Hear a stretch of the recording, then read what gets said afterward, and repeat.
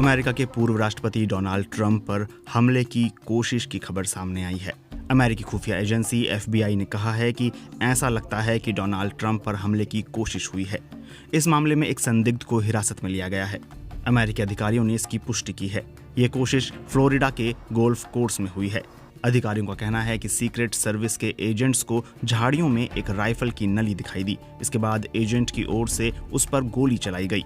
घटनास्थल से AK-47 जैसी एक बंदूक और स्कोप मिला है। इसके साथ 2 बैकपैक, एक GoPro कैमरा भी मिला है।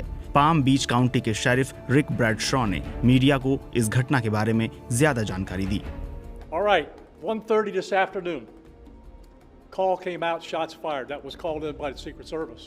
Because we're in constant contact with them all the time, we were notified of that, and we had units here that immediately sealed off the area.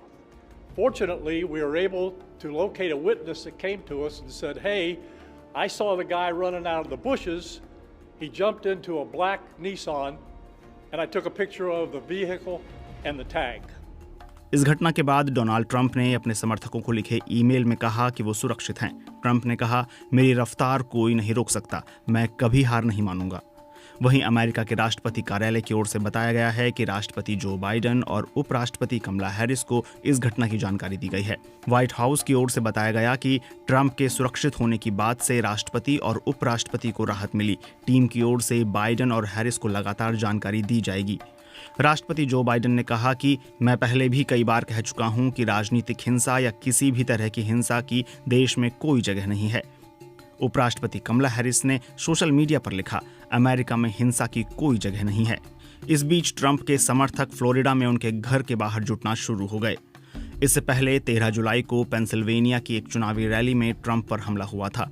Trump पर चलाई गई गोली उनके कान को छूकर निकल गई थी। तब सामने आई तस्वीरों में ट्रंप के कान से खून निकलता दिख रहा था। ट्रंप पर यह हमला थॉमस मैथ्यू क्रुक्स नाम के एक 20 साल के लड़के ने किया था। थॉमस को सीक्रेट सर्विस के स्नाइपर ने उसी वक्त गोली मार दी थी। इस घटना के बाद सीक्रेट सर्विस पर भी कई सवाल